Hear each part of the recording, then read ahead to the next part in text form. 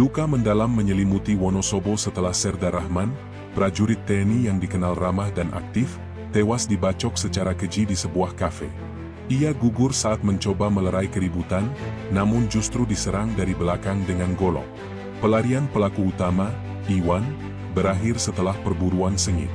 Tapi penangkapan itu membawa kejutan. Iwan ternyata bersembunyi bersama kekasihnya, Putri, seorang wanita berambut merah misterius. Kehadirannya memicu tanda tanya besar. Apa peran Putri dalam tragedi berdarah yang merenggut nyawa Serdar Rahman? Sebelum lanjut ceritanya, jangan lupa like dan subscribe channel Saka Bercerita. Jangan lupa menulis asal daerah kalian di kolom komen supaya kita lebih kenal dan dekat. Silakan duduk yang nyaman karena ceritanya baru dimulai. Let's go! Wonosobo selalu dikenal sebagai kota yang sejuk dan tenang. Jalanan di malam hari biasanya dipenuhi aroma kopi dari warung kecil di pinggir jalan, bercampur dengan tawa anak muda yang nongkrong sambil bercanda. Namun pada malam itu, suasana berubah mencekam. Bukan lagi tawa yang terdengar, melainkan jeritan, dentuman kursi terbalik, dan suara kaca pecah bersahut-sahutan. Di sebuah kafe sederhana yang biasanya ramai oleh pengunjung muda, malam itu terjadi keributan yang sulit dijelaskan. Awalnya hanya cekcok kecil antara dua kelompok pemuda. Beberapa pengunjung lain mencoba menengahi, tetapi amarah sudah telanjur membara. Kata-kata kasar melayang, diikuti tangan yang terangkat, mendorong, lalu pukulan yang tak bisa lagi dibendung. Serdar Rahman, seorang prajurit TNI yang kebetulan ada di lokasi, berdiri dari kursinya. Ia mengenakan pakaian santai, hanya kaos hitam dan celana jeans. Dari wajahnya, jelas sekali niatnya bukan mencari ribut, melainkan menghentikan kekacauan. "Cukup, hentikan dulu. Jangan bikin kacau di tempat umum," teriaknya lantang. Namun teriakan itu tak menggoyahkan mereka yang sudah dikuasai emosi. Kursi terlempar ke udara, mengenai dinding kafe hingga menimbulkan suara keras. Beberapa pengunjung perempuan berlari keluar sambil menjerit ketakutan. Rahman maju selangkah, mencoba menarik salah satu pemuda yang hendak menyerang lawannya. "Hei, tenang. Jangan pakai tanganmu untuk hal yang bodoh," katanya sambil mendorong pria itu ke samping. Sesaat, keributan seakan mereda. Namun dari sudut gelap kafe, seorang pemuda bertubuh kekar dengan wajah merah padam melangkah maju. Dialah Iwan.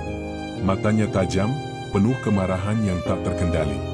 Tangannya menggenggam sebuah benda yang berkilat terkena cahaya lampu neon kafe, sebilah parang kecil yang biasanya digunakan untuk membuka kelapa di warung sebelah. Entah bagaimana benda itu bisa ada di tangannya malam itu. Rahman menatapnya tajam. "Lepaskan itu. Jangan buat dirimu menyesal," suaranya bergetar, bukan karena takut, tapi karena sadar betapa seriusnya keadaan. Iwan tak menjawab. Napasnya memburu, dadanya naik turun dengan cepat. Dari sudut matanya, terlihat seorang perempuan berpenampilan mencolok dengan rambut dicat pirang dan jaket kulit hitam, Putri.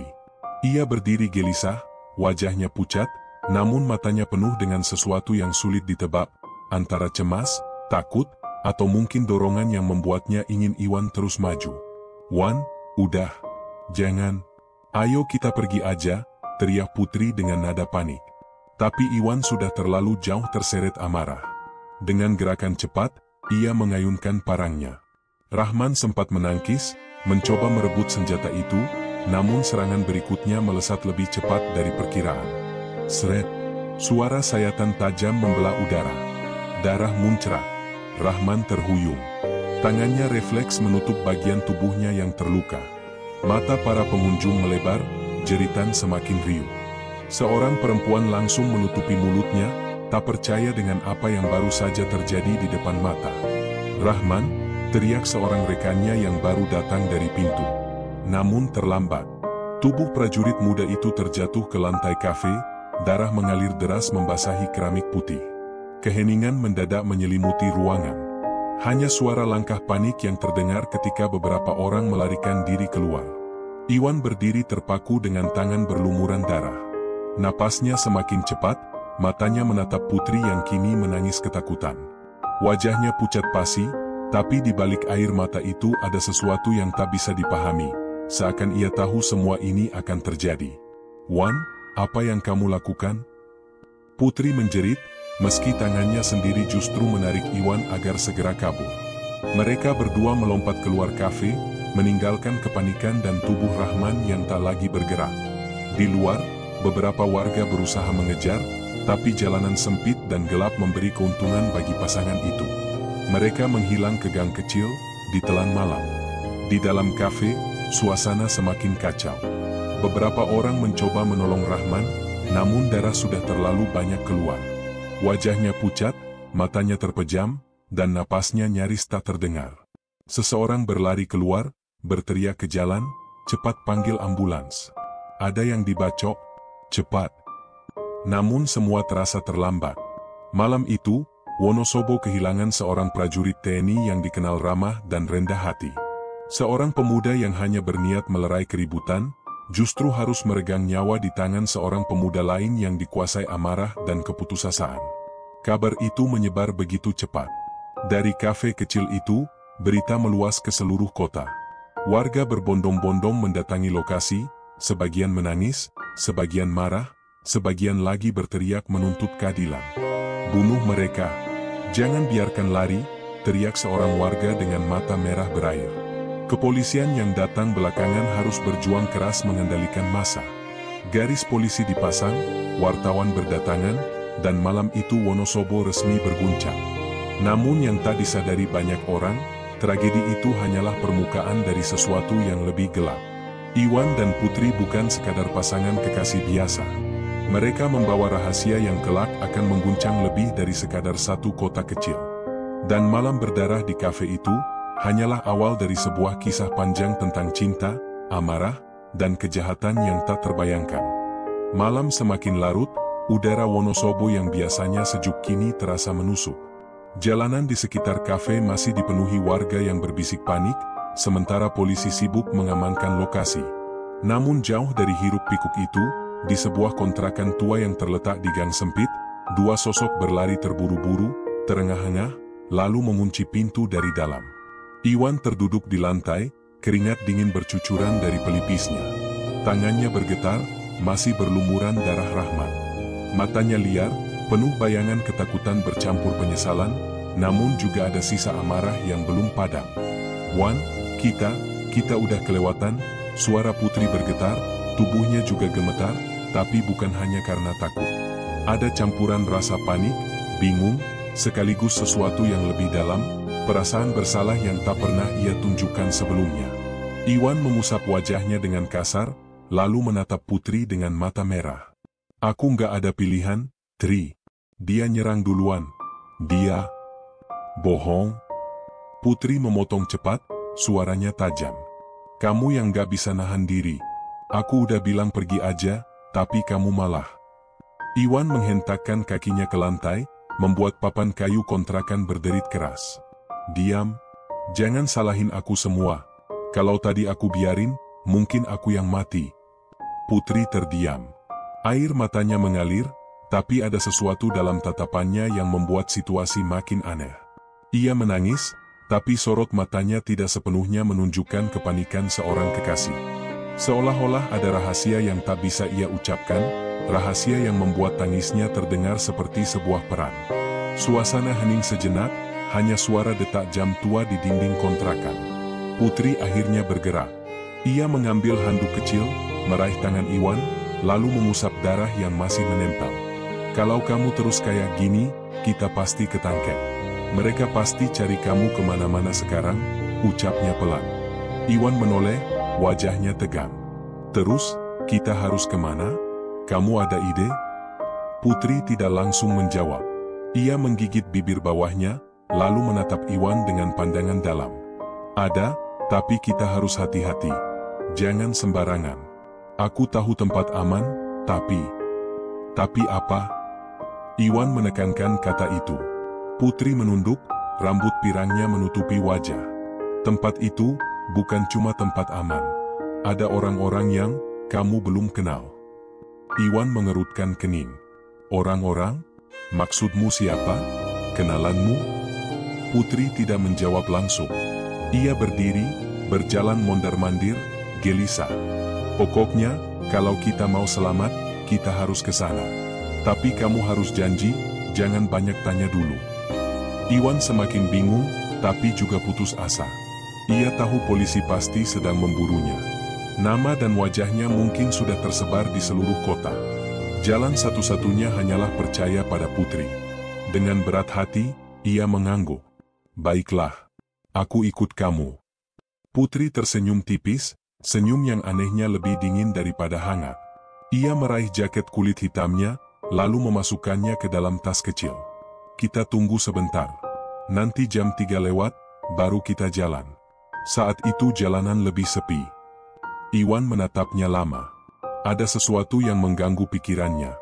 Ia memang mencintai Putri, tapi malam itu, di balik wajah cantik kekasihnya, ia melihat bayangan lain. Bayangan yang misterius, penuh rahasia, dan berbahaya. Beberapa jam kemudian, suasana kontrakan semakin sunyi. Hanya sesekali terdengar suara motor melintas jauh di luar gang. Iwan duduk di kursi reot, kepalanya bersandar, matanya tak bisa terpejam.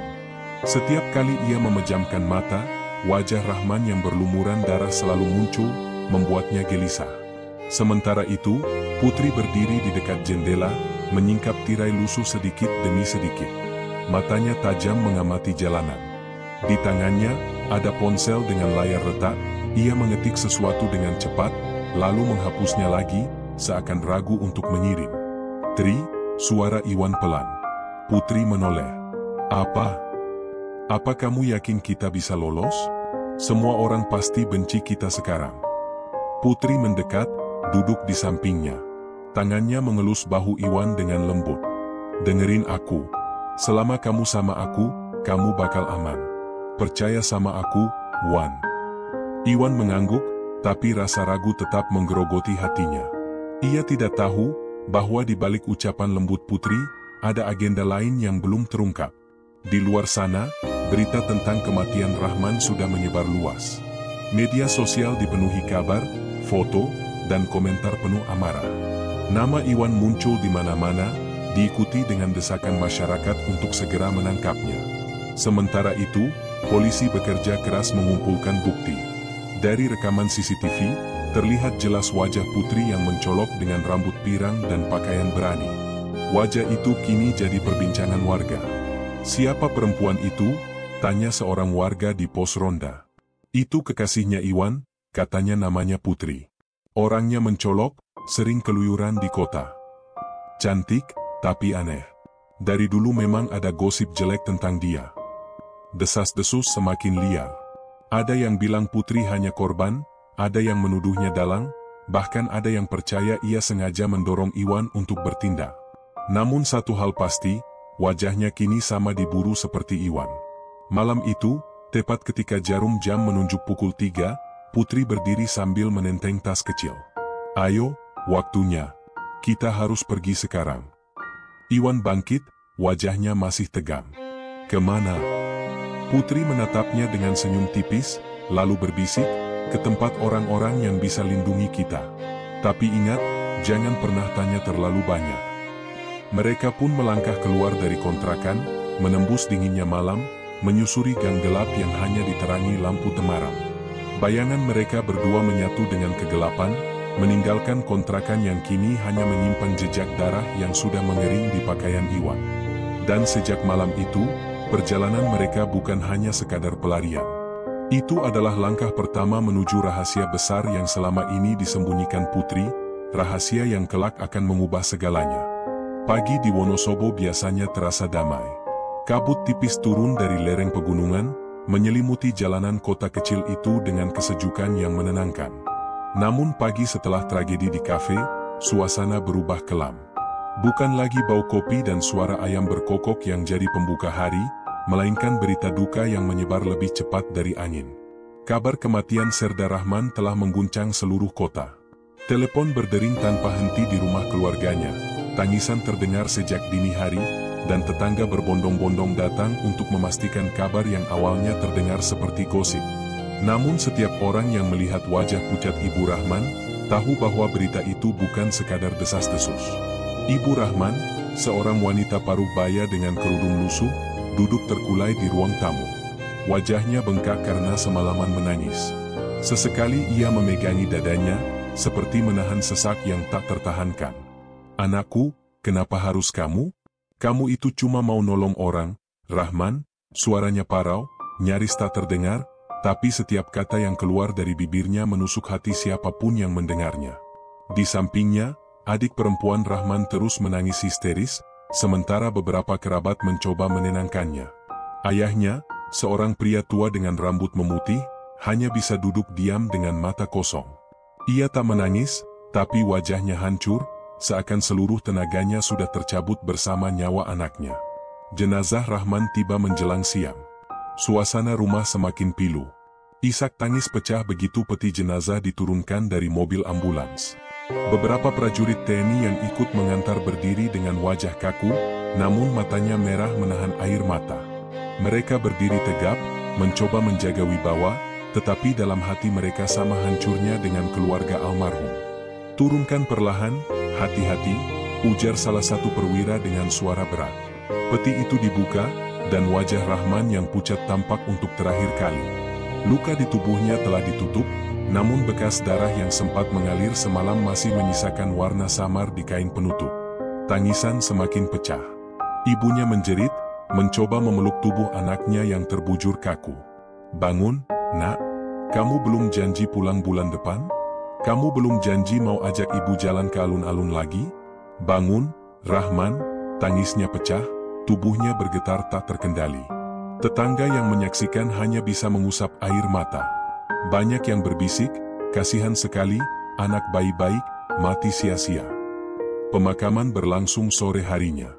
Ribuan warga ikut mengantar, tak peduli panas terik matahari. Jalan menuju pemakaman dipenuhi lautan manusia. Warga yang bahkan tak mengenal dekat Rahman ikut berjalan, seakan ingin menunjukkan solidaritas atas kehilangan seorang prajurit yang gugur bukan di medan perang, melainkan di tanah kelahirannya sendiri. Bendera merah putih terlipat rapi di atas peti. Prosesi militer dilakukan dengan hikmat. Suara dentuman senapan kehormatan menggema, membuat banyak orang terisak semakin keras. Seorang komandan berdiri di depan liang lahat, suaranya tegas namun berat. Serda Rahman adalah prajurit terbaik. Ia meninggal dalam tugas mulia, melindungi masyarakat. Bangsa kehilangan seorang anak yang berani. Tangan-tangan gemetar menabur bunga. Ibu Rahman nyaris pingsan, harus dipapah oleh kerabat. Sementara adiknya jatuh terduduk di tanah, memeluk nisan yang baru saja ditancapkan. Hari itu, Wonosobo benar-benar berduka. Namun duka itu tidak berhenti di pemakaman. Malamnya, di banyak sudut kota, orang-orang berkumpul membicarakan tragedi itu. Dari warung kopi, pos ronda, hingga media sosial, nama Iwan dan Putri menjadi bahan kemarahan. "Harusnya mereka digantung di alun-alun," teriak seorang pemuda dengan mata merah. "Jangan kasih ampun, nyawa dibayar nyawa," sahut yang lain. Amarah warga makin membara. Banyak yang menawarkan diri untuk ikut membantu mencari pelaku. Polisi yang berusaha menenangkan massa malah dianggap lamban. Kapolres Wonosobo muncul di layar televisi lokal, memberikan pernyataan resmi. "Kami memastikan akan menangkap pelaku. Identitas sudah diketahui.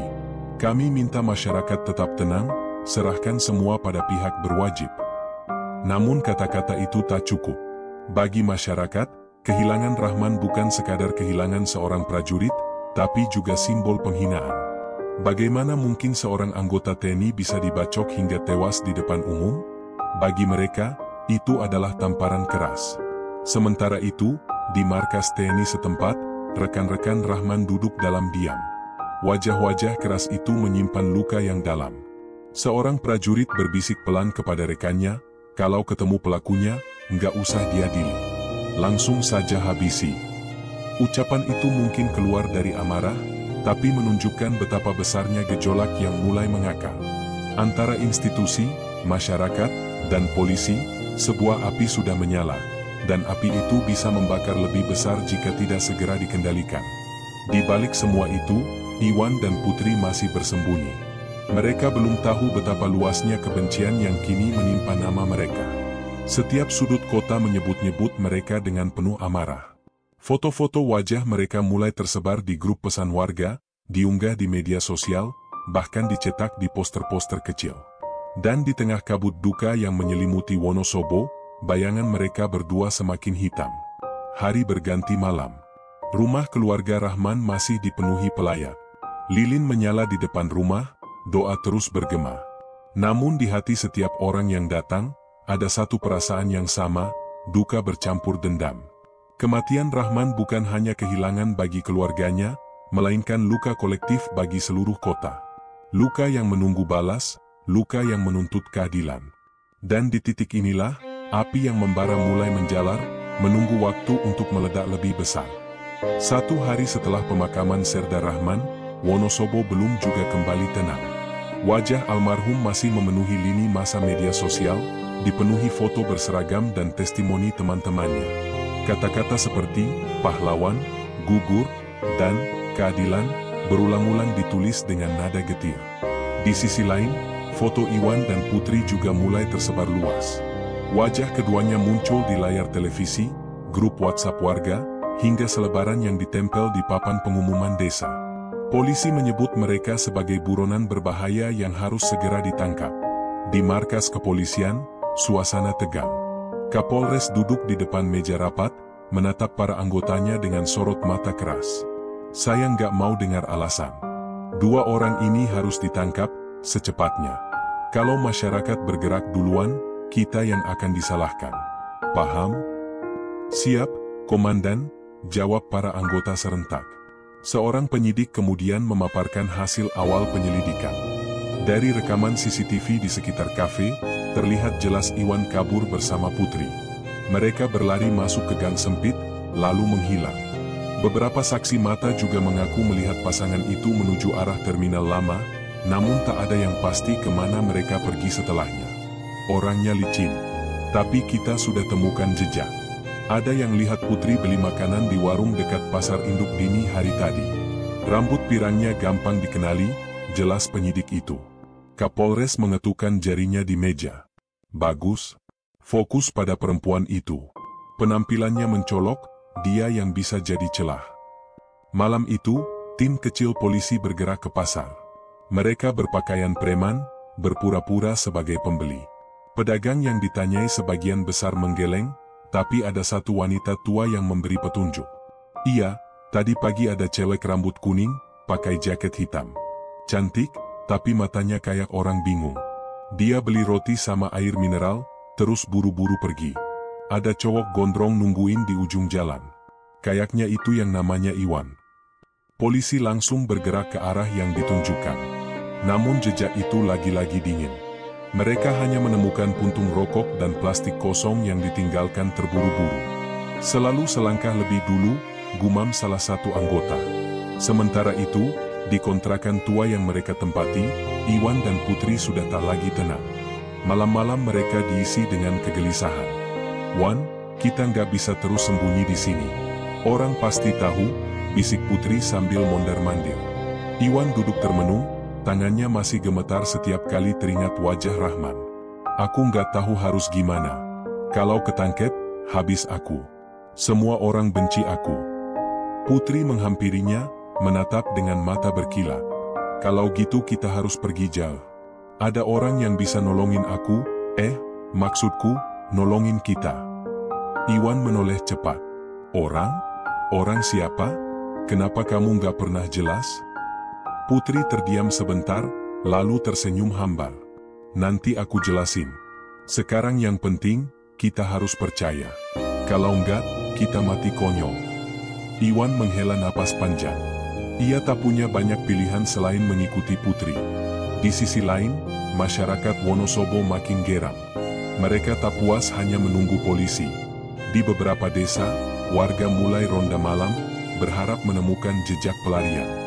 Bahkan ada yang sengaja menutup jalan tikus dengan bambu, agar Iwan dan Putri tak bisa kabur. Di warung kopi, seorang pemuda berujar lantang, kalau aku ketemu mereka, nggak usah nunggu polisi. Tak bacok balik. Ucapan itu disambut sorak setuju. Kebencian sudah membara, dan hanya menunggu waktu untuk meledak menjadi tindakan. Pagi berikutnya, polisi menemukan petunjuk baru. Dari hasil penelusuran ponsel lama Putri yang dibuang, ada catatan nomor misterius yang sering dihubunginya. Nomor itu terdeteksi aktif di pinggiran kota, dekat sebuah gudang kosong yang lama tak dipakai. Bisa jadi tempat persembunyian, kata penyidik. Kapolres memberi perintah tegas. Kita geledah malam ini. Pastikan jangan ada kesalahan. Namun saat polisi bergerak ke gudang itu, hasilnya nihil. Yang mereka temukan hanyalah karung kosong, botol bekas minuman, dan tanda-tanda bahwa tempat itu baru saja digunakan. Sial. Mereka tahu kita datang, gerutu salah satu anggota. Kapolres menatap tajam ke sekitar gudang. Berarti ada yang bocorin informasi. Kita bukan cuma kejar pembunuh, tapi juga orang lain yang lindungi mereka. Sementara polisi semakin frustrasi, Iwan dan Putri bersembunyi di sebuah rumah kosong di pinggiran desa. Putri tampak sibuk dengan ponselnya, meski sinyal lemah. Sesekali ia tersenyum tipis, seakan menerima kabar yang hanya dia pahami. Iwan memperhatikannya dengan curiga. "Tri, kamu kok kayak selalu tahu harus kemana? Kamu kontak siapa, sih?" Putri berhenti mengetik, lalu menatapnya lama. Senyum samar kembali muncul di wajahnya. "Aku cuma pastiin kita selamat. Kamu gak usah khawatir." Tapi jauh di dalam hati Iwan, keraguan semakin besar. Ia merasa Putri menyembunyikan sesuatu yang lebih besar dari sekadar pelarian. Dan ia benar. Karena setiap langkah yang mereka ambil, justru semakin mendekatkan mereka pada jaring gelap yang selama ini tak pernah ia bayangkan. Sementara itu, di markas polisi, sebuah rapat darurat kembali digelar.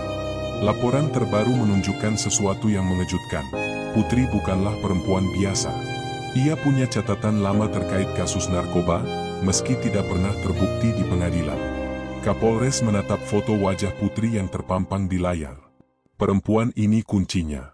Kalau kita tangkap dia, semua kebusukan bisa terbongkar. Dan mungkin, kematian Rahman bukan sekadar amarah pemuda jalanan. Ruangan hening. Satu persatu, potongan teka-teki mulai muncul. Jejak buronan ini ternyata lebih dalam dari sekadar cinta buta atau dendam pribadi. Di luar, kabut Wonosobo kembali turun. Kota itu seolah tahu, badai yang lebih besar sedang menuju mereka. Malam turun pelan di Wonosobo. Hujan rintik-rintik membasahi genting rumah kosong tempat Iwan dan Putri bersembunyi. Angin berdesir, membawa bau tanah basah dan kecemasan yang tak kunjung reda. Iwan duduk di lantai berdebu, memeluk lututnya. Matanya sayu, tetapi pikirannya liar. Bayangan wajah Rahman yang terakhir kali ia lihat, pucat, bersimbah darah, tak pernah mau pergi dari kepalanya. "Kenapa semua ini harus terjadi?" bisiknya parau. Putri, yang sejak tadi mondar-mandir, berhenti tepat di depannya. Rambut pirangnya masih basah oleh air hujan, menetes ke jaket kulit hitam yang dipakainya. Wajahnya tampak letih, tetapi ada ketenangan aneh di matanya. "Kita nggak bisa terus mikirin masa lalu. Yang penting sekarang kita selamat." Suaranya tenang, namun dingin. Iwan mendongak, menatap Putri lekat-lekat. "Kamu selalu bilang, selamat. Tapi aku ngerasa kamu sembunyiin sesuatu. Kamu kenal orang yang bisa nolongin kita, iya kan?" Putri terdiam sesaat.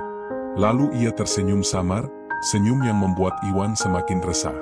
Beberapa jam kemudian, saat Iwan tertidur karena kelelahan, Putri duduk sendirian di pojok ruangan. Dari saku jaketnya, ia mengeluarkan ponsel kecil dengan kartu SIM berbeda.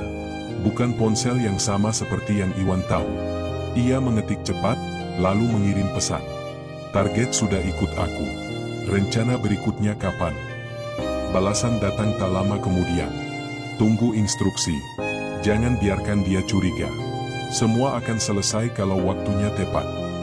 Putri menutup ponsel itu, menatap layar gelapnya seperti bercermin. Wajahnya keras, berbeda jauh dari ekspresi lembut yang biasa ia tunjukkan pada Iwan. Di sisi lain, polisi yang terus menelusuri jejak menemukan fakta baru.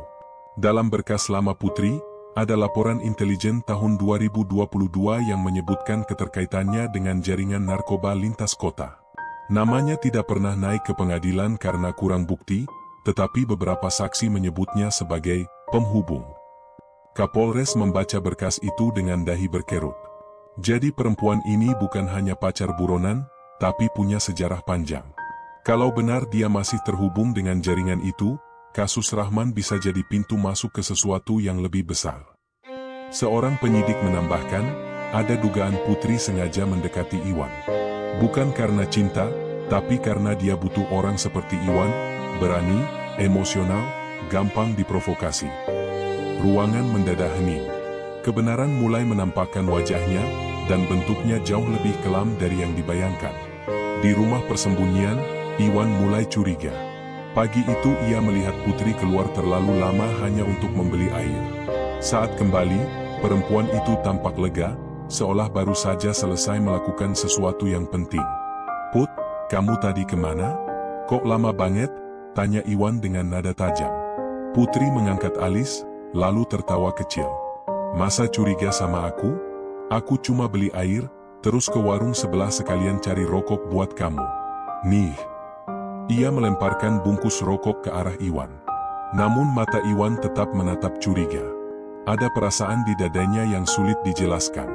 Seolah jarak yang selama ini tak pernah ada, kini mulai membesar. Malam berikutnya, Putri kembali menerima pesan rahasia. "Besok malam, siapkan dia. Lokasi akan dikirim. Jangan sampai gagal." Putri menggenggam ponselnya erat. Sesuatu dalam dirinya bergolak, antara ketakutan, keberanian, dan rasa bersalah yang sama. Namun tekadnya sudah bulat. Ia tahu jalan pulang sudah tak ada lagi. Keesokan harinya, polisi menggelar operasi besar-besaran. Mereka menyebar di seluruh titik keluar Wonosobo. Terminal, stasiun, bahkan jalur-jalur tikus dipenuhi aparat. "Kita kejar bukan cuma pembunuh, tapi jaringan lebih besar. Jangan kasih mereka lolos," tegas Kapolres. Warga desa ikut bersemangat. Mereka memasang mata di setiap sudut, siap melapor jika melihat sepasang kekasih buronan itu. Di warung kopi, obrolan tak henti-henti. "Aku yakin ceweknya itu bukan orang biasa. Dari dulu udah ada kabar dia sering sama orang-orang kota, katanya bisnis, padahal entah apa," kata seorang pria paruh baya. "Kalau ketemu mereka, tak seret ke balai desa."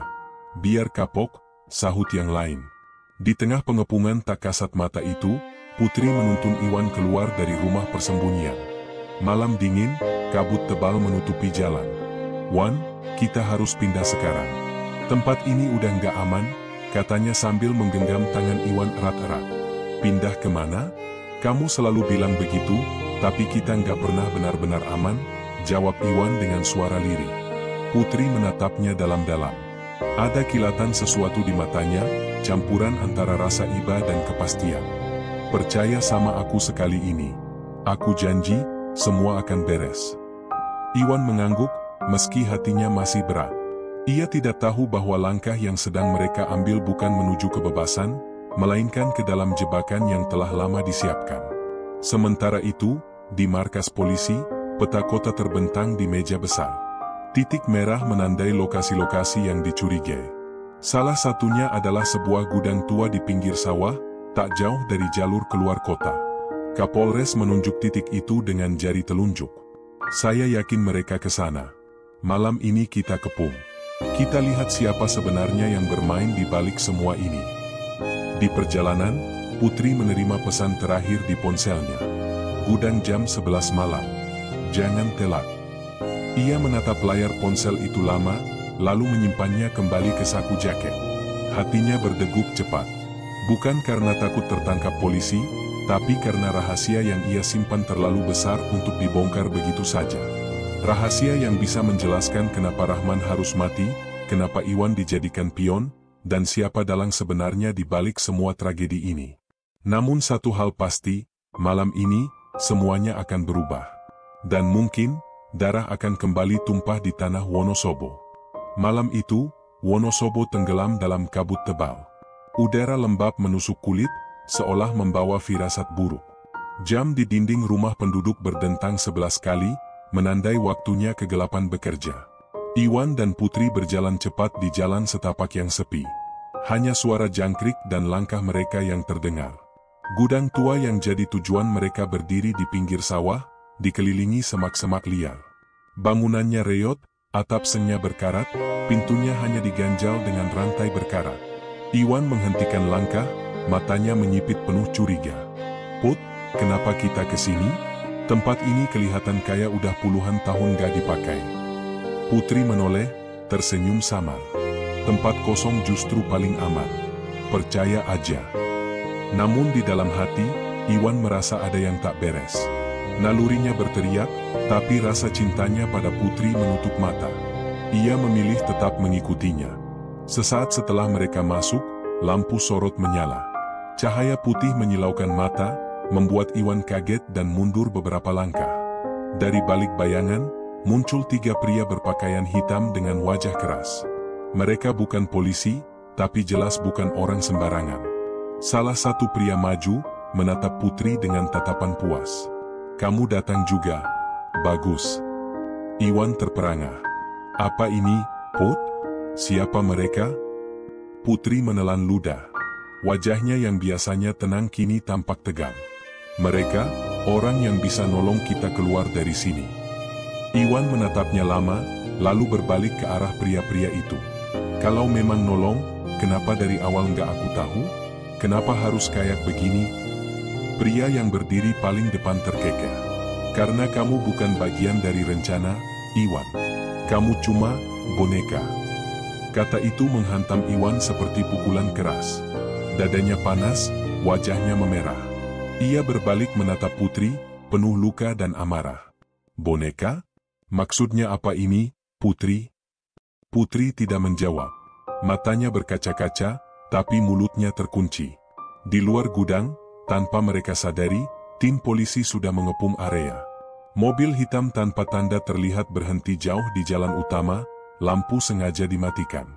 Aparat berpakaian lengkap menyebar ke sawah, menyelinap mendekati bangunan reot itu. Kapolres berbisik lewat radio, "Semua unit standby. Jangan serang dulu. Kita tunggu bukti kuat siapa dalang sebenarnya." Di markas TNI, kabar operasi rahasia itu bocor. Beberapa rekan Rahman yang masih menyimpan dendam tak bisa tinggal diam. Mereka bergerak sendiri, tanpa komando, menuju gudang. Malam itu, ada lebih dari satu kekuatan yang mengintai. Di dalam gudang, ketegangan menebal. Pria yang memimpin kelompok hitam itu berjalan mendekati Iwan. Tangannya besar, urat-urat di lehernya menonjol. "Kamu pikir Serda Rahman mati gara-gara kamu? Hahaha, bukan. Dia harus disingkirkan karena terlalu banyak tahu." Iwan membeku. "Apa maksudmu?" Pria itu menatapnya tajam. "Rahman hampir membongkar jalur barang kami. Kalau dia hidup, jaringan ini bisa hancur. Jadi, terima kasih sudah jadi kambing hitam." Kata-kata itu menghantam Iwan seperti pisau.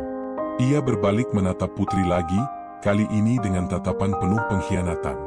"Jadi, semua ini kamu udah atur?" Putri menunduk, air matanya jatuh. "Aku nggak punya pilihan, Wan." Suaranya bergetar, nyaris hilang ditelan deru hujan di luar. Tiba-tiba, suara keras terdengar dari luar. "Polisi, jangan bergerak." Lampu-lampu sorot menembus jendela pecah gudang. Suara sepatu bot menghantam tanah becek, rantai pintu digedor. Panik melanda. Para pria berpakaian hitam langsung mengeluarkan senjata api. Iwan melangkah mundur, sementara Putri memegangi lengannya. "Iwan, kita harus kabur," desisnya. Namun Iwan menarik tangannya kasar. "Kamu bohongin aku, Putri. Kamu bikin aku bunuh orang, bikin aku jadi buronan, sementara kamu main sama mereka." Air mata Putri semakin deras. "Aku sayang sama kamu, Wan, tapi aku juga terjebak. Kalau aku nolak, aku yang mati." Pintu gudang akhirnya jebol. Polisi masuk dengan senjata terarah. Teriakan komando bergema. Tangan di atas kepala. "Jangan bergerak." Bak film laga, tembakan pecah. Suara peluru memantul di dinding seng berkarat. Pria-pria hitam itu membalas dengan liar. Gudang berubah jadi medan perang. Iwan terhuyung, berusaha mencari perlindungan. Matanya masih terpaku pada Putri, yang berdiri di tengah kekacauan dengan wajah bingung. "Putri, ikut aku kabur sekarang," teriak Iwan. Tapi Putri tidak bergerak. Antara polisi dan jaringan hitam, ia terjebak di tengah. Pilihannya hanya dua, ikut Iwan melawan takdir, atau kembali pada kelompok yang selama ini melindungi sekaligus mengikatnya. Di luar, situasi semakin kacau. Polisi berusaha menahan serangan, sementara beberapa prajurit TNI yang datang tanpa komando ikut terlibat. Mereka memburu pria-pria hitam itu dengan amarah membara, bukan sekadar menjalankan tugas, melainkan dendam pribadi atas gugurnya Rahman. Kapolres berteriak lewat megafon, "Semua hentikan tembakan. Jangan ada korban sipil." Namun perintah itu bagai angin lalu. Malam makin gelap, suara peluru makin rapat. Sawah di sekitar gudang menjadi saksi bagaimana dendam, rahasia, dan pengkhianatan berbaur jadi satu. Di dalam gudang, Iwan berlari ke arah jendela belakang. "Putri, cepat ikut aku. Kalau enggak sekarang, kita bakal mati di sini." Putri menatapnya. Wajahnya pucat, matanya penuh keraguan. Dan pada detik itu, sebuah peluru menyalak, menghantam dinding kayu di dekatnya. Putri menjerit, lalu berlari menyusul Iwan. Mereka menerobos keluar melalui celah sempit, meninggalkan gudang yang kini jadi neraka. Namun langkah mereka tidak sepenuhnya bebas. Dari kejauhan, sorot senter mengejar. Polisi sudah menyebar di segala arah. "Berhenti! Jangan lari!" teriak seorang polisi. Iwan menggenggam tangan Putri erat-erat, berlari sekuat tenaga menembus kabut malam. Di belakang mereka, suara tembakan dan jeritan terus terdengar. Gudang itu kini bukan lagi sekadar bangunan reot, melainkan titik api yang akan menyalakan konflik lebih besar, konflik yang belum pernah dialami kota kecil Wonosobo sebelumnya. Dan malam itu, darah kembali tumpah, menyisakan pertanyaan, siapa yang akan selamat dari permainan kelam ini? Kabut malam belum juga menipis, tapi jejak pelarian Iwan dan Putri sudah menggetarkan seisi kota.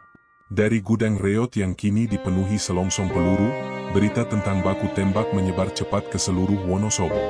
Radio amatir, grup pesan warga, hingga pos jaga desa, semua dipenuhi kabar, Iwan dan ceweknya lolos.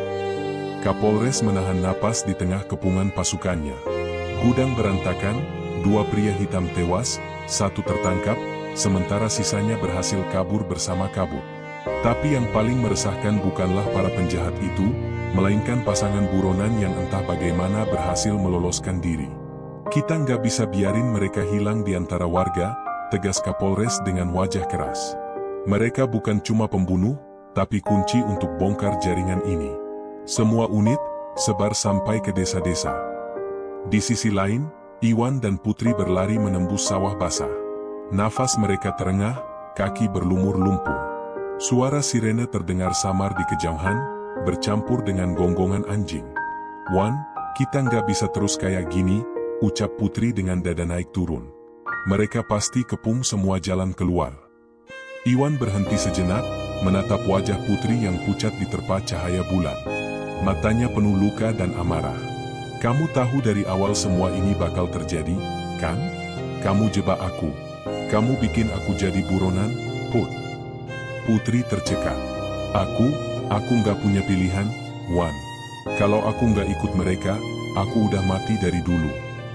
Tapi sekarang aku yang jadi korban. Kamu pikir gampang hidup kayak gini? Semua orang pengen lihat aku mati," teriak Iwan, tangannya mengepal. Putri mendekat, mencoba menyentuh bahunya. "Aku cuma butuh kamu percaya sama aku sekali ini. Kalau kita bisa lolos malam ini, aku janji bakal kasih tahu semua." Iwan menatapnya lama, rahangnya mengeras.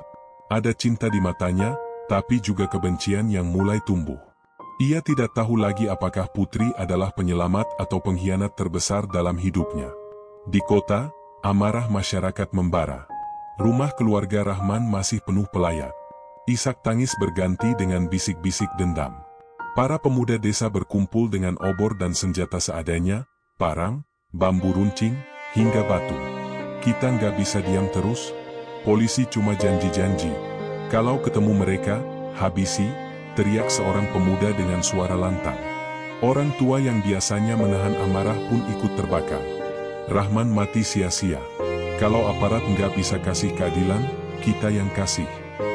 Malam itu, puluhan kelompok warga bergerak sendiri, menyebar ke desa-desa sekitar, mencari jejak pasangan buronan itu.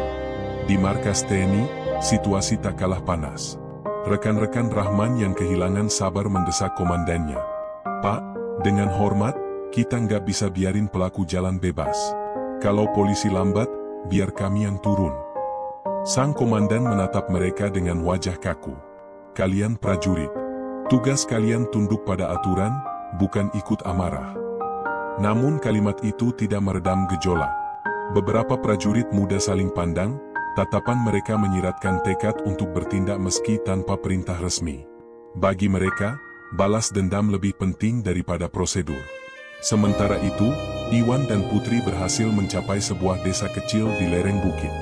Nafas mereka masih memburu, baju basah oleh peluh dan lumpur. Mereka bersembunyi di sebuah gubuk kosong di tengah kebun tembakau. Iwan duduk terkulai, kepalanya menunduk. "Put, aku capek. Aku nggak tahu lagi harus percaya siapa. Kalau aku terus ikut kamu, mungkin besok aku udah mati." Putri berlutut di depannya, matanya berair. "Wan, dengar aku sekali ini.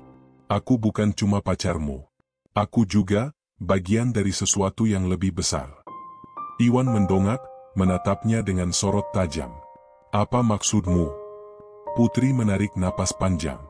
"Jaringan narkoba yang kamu dengar, itu nyata. Aku penghubungnya. Mereka pakai aku buat deketin kamu. Dan Rahman, dia mati karena hampir bongkar jalur barang mereka." Dunia Iwan seakan runtuh. Ia terdiam, jantungnya berdegup kencang. Semua potongan kejadian mendadak masuk akal, tapi sekaligus menghancurkan sisa kepercayaannya. "Kamu, jadi aku ini cuma alat buat nutup mulut Rahman?" Putri menggenggam tangannya erat-erat. "Awalnya iya, tapi aku jatuh cinta sama kamu, Wan. Itu bukan bohong."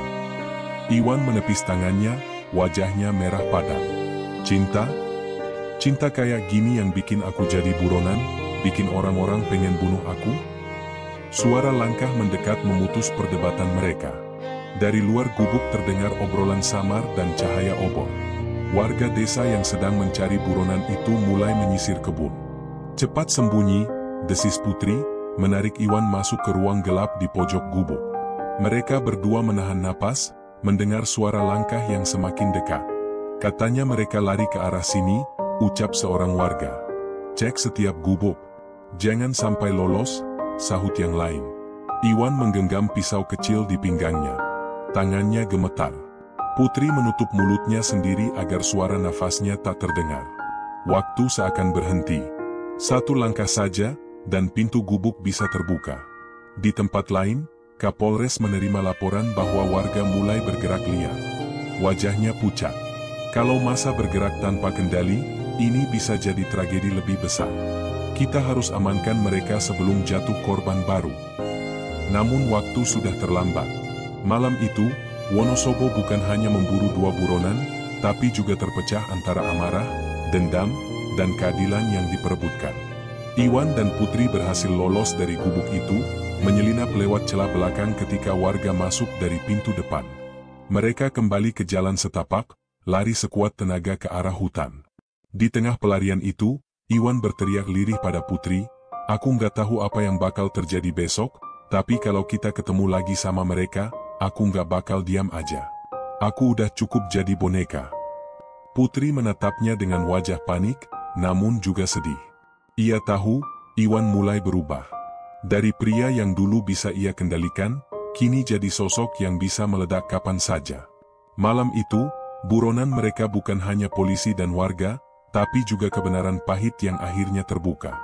Dan di antara kabut hutan Wonosobo, amarah yang terpendam mulai tumbuh liar, menunggu saatnya meledak jadi badai. Malam itu Wonosobo kembali diselimuti kabut tipis. Hujan baru saja reda, menyisakan aroma tanah basah yang menusuk hidung. Jalanan kota tampak lengang, namun di kantor kepolisian, suasana sebaliknya, tegang, penuh bisik-bisik, dan hawa amarah yang sulit ditutupi. Kapolres menatap selembar berkas di tangannya dengan mata tajam. Beberapa jam sebelumnya, tim penyidik menemukan sesuatu yang mengubah arah kasus secara drastis. Bukan lagi sekadar perkelahian yang berakhir tragis, bukan sekadar urusan asmara yang terbakar api cemburu. Ada sesuatu yang jauh lebih gelap, lebih berbahaya, dan lebih mematikan. "Ini gila," Gumam salah satu penyidik sambil menatap foto-foto yang baru dicetak. Putri ternyata bukan hanya pacarnya Iwan.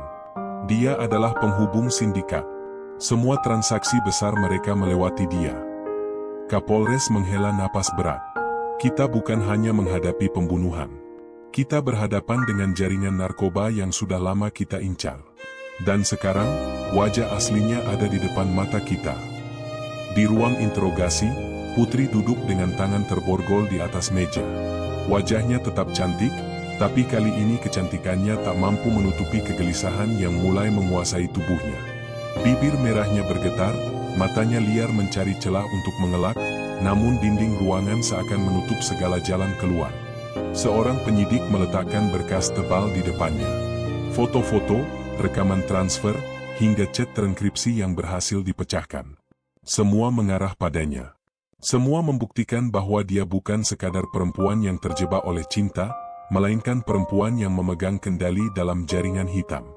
Putri, suara penyidik itu berat, penuh tekanan, kau tidak bisa mengelak lagi. Semua bukti sudah jelas. Kau bukan korban. Kau bagian dari permainan ini. Katakan sekarang, siapa dalang sebenarnya di balik jaringan ini? Putri terdiam. Dadanya naik turun cepat. Beberapa detik sunyi terasa seperti pisau yang menusuk ruang interogasi. Lalu, ia tertawa kecil, sebuah tawa getir, setengah gila. Kalian pikir semua ini akan berhenti hanya dengan menangkap aku dan Iwan? Suaranya tajam, menusuk.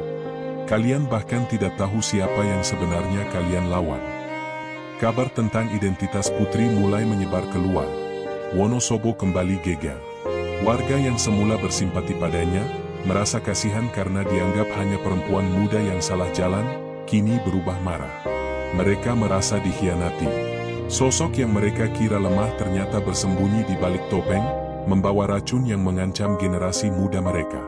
Sejumlah keluarga korban narkoba turun ke jalan, menyalakan lilin sebagai tanda protes. Suara-suara keras terdengar di mana-mana. Kami tidak akan diam. Keadilan harus ditegakkan, sampai akar-akarnya dicabut. Sementara itu, keluarga Serda Rahman semakin sulit menahan emosi. Ayahnya, seorang pria tua dengan rambut memutih, datang ke kantor polisi dengan mata merah. Anak saya mati sia-sia. Kalau benar perempuan itu dalang, jangan biarkan dia hidup tenang. Jangan biarkan dia tertawa di balik jeruji. Kata-kata itu menggema di ruang kantor, membuat suasana semakin panas. Polisi kini berada di bawah tekanan berat, menjaga keamanan, mengendalikan amarah masyarakat, sekaligus membongkar jaringan yang lebih luas. Iwan yang sebelumnya masih bersikap keras kepala mulai goyah.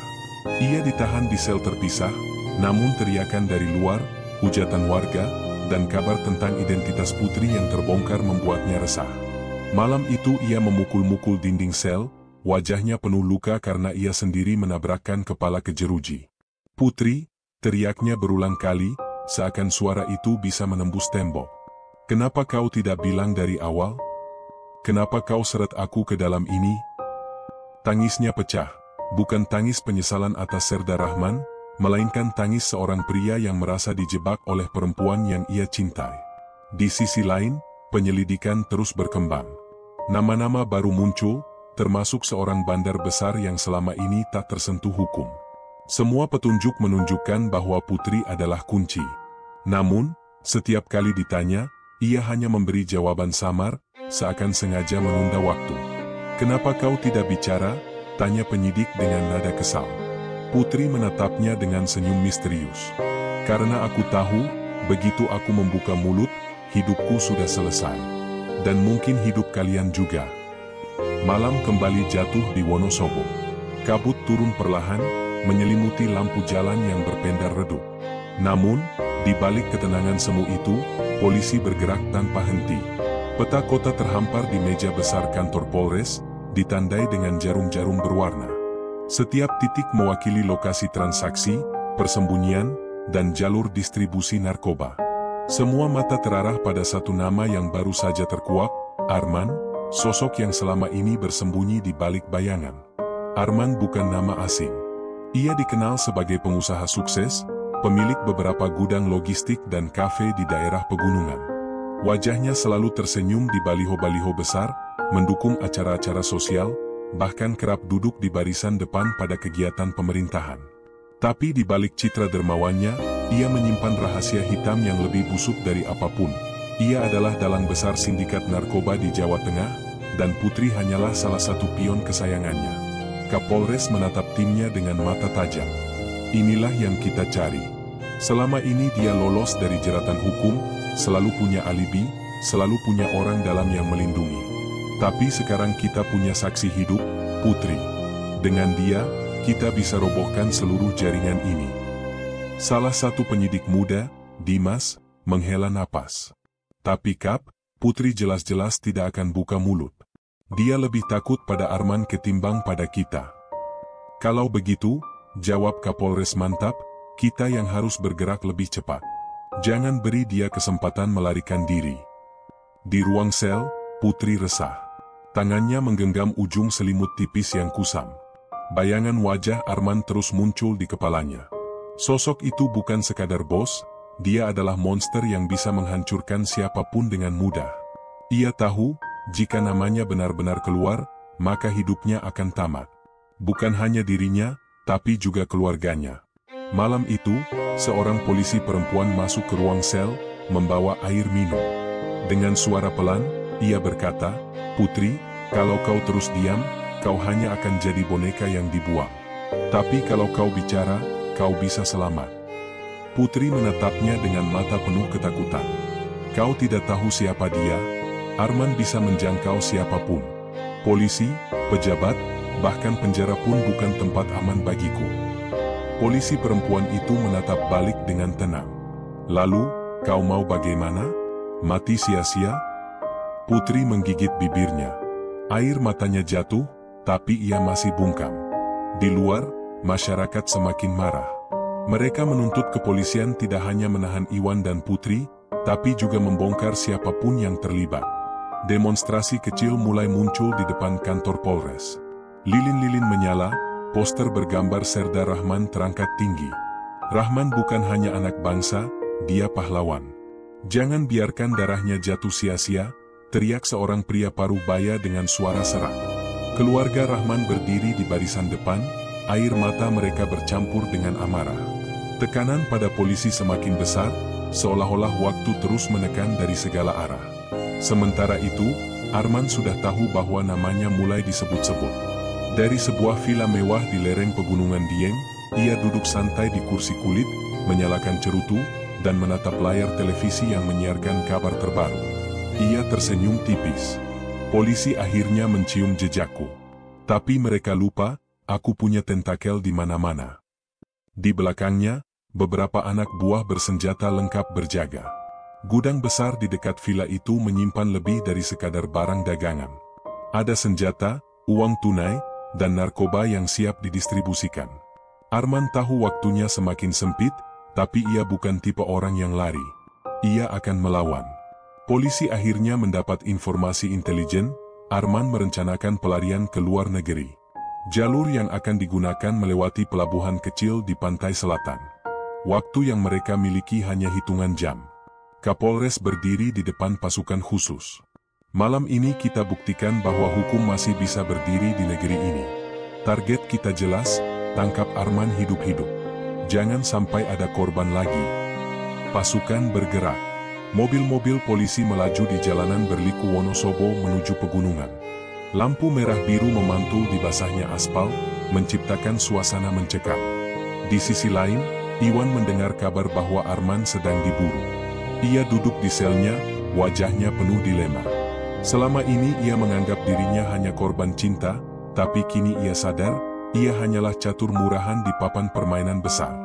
Kalau Arman tertangkap, bisiknya pada dirinya sendiri, "Aku juga akan habis." Untuk pertama kalinya, hatinya goyah. Ia mulai berpikir untuk membuka mulut, meskipun itu berarti harus mengkhianati Putri.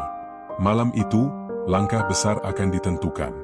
Polisi, masyarakat, dan bahkan para pelaku sendiri sudah berdiri di persimpangan nasib. Jalan menuju kebenaran terbuka, tapi di baliknya ada bahaya yang bisa menelan siapa saja. Wajah Arman masih tersembunyi di balik bayangan. Tapi satu hal jelas, semakin dekat mereka menguliti lapisan demi lapisan, semakin besar api yang siap menyambar siapa saja yang berani mendekat. Langit dini hari di Wonosobo mendung berat. Awan hitam menggantung rendah, seakan menekan bumi dengan beban yang tak kasat mata. Hujan rintik kembali turun, meneteskan dingin ke jalanan pegunungan yang berliku. Di kejauhan, lampu-lampu mobil polisi menembus kabut, deru mesinnya bergema di antara tebing dan jurang. Pasukan khusus bersenjata lengkap melaju menuju lereng Dieng, tempat Villa Arman berdiri angkuh di tengah gelap. Di dalam mobil komando, Kapolres menatap jam tangannya. Waktu semakin menipis. Informasi intelijen menyebut Arman akan bergerak ke pelabuhan sebelum fajar, membawa serta barang bukti dan uang dalam jumlah besar. Jika ia lolos, semua usaha akan sia-sia. Ini kesempatan terakhir, ujar Kapolres, suaranya tegas.